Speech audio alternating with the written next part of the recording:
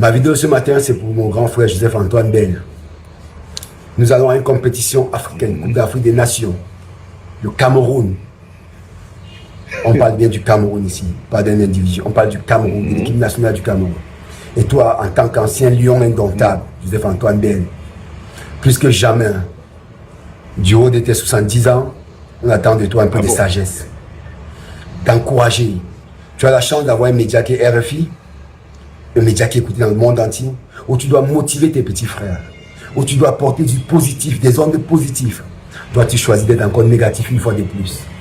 Je veux rappeler à ceux qui ne savent pas, 94, j'étais à Clairefontaine en 94. Rappelle-toi, tu y étais. Tout ce que tu as fait pendant le stage, c'était négatif. Manipuler Mambik, manipuler Kanabik, manipuler Mbouémi, manipuler Maranaki. Tous pour que Roger Mila soit dégagé de la tanière. Tu as fait la même chose en 90. Tu étais le chef de lance. Pour que Roger Mila ne soit pas en 90, mais Roger Mila allait aller. Il a donné le meilleur de lui-même. Il a porté cette équipe comme jamais. En 94, tu as fait la même chose.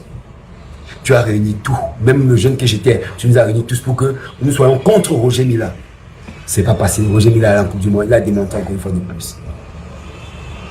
Je ne peux pas comprendre que quelqu'un qui a été lion indomptable, qui a porté le maillot des lions indomptables, qui a un droit de réserve, se met à être aussi négatif que toi, M. Joseph-Antoine Bell. À la fin, je me demande, qu'est-ce que vous voulez? Qu'est-ce que tu veux? Je veux me battre, vous voyez, te tutoyer. Qu'est-ce que tu veux à la fin, grand frère? Tes petits frères vont pour une compétition où il faut encourager.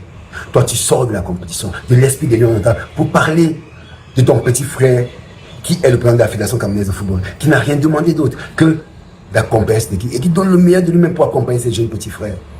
Toi, tu es toujours négatif. Tu es toujours négatif. Personne ne sait pourquoi, Joseph-Antoine Bell. Je sais que tu es aigri. Tu as essayé d'être président de l'Africa Foot plusieurs fois. On a Vincent qui a gagné, Madaï a gagné. Tu n'as jamais pu être président de la Fédération camerounaise de football. Et je peux comprendre que tu sois aigri. Mais parfois, à un certain âge, on gagne en sagesse. Et la sagesse voudrait que tu laisses le président de la Fédération travailler.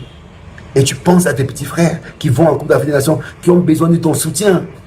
Accompagne cette équipe, Joseph-Antoine Bell. Arrête d'être négatif.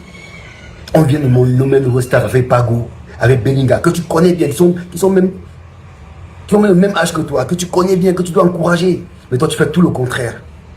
À la fin, je demande bien, est-ce que tu as même vraiment porté le maillot de Lion? Parce que quand on a été Lion un jour, on a été Lion toujours. Mais toi, c'est que du négatif. Et je suis désolé de te le rappeler, grand frère. Je suis désolé. À un moment, il faudrait que tu arrêtes.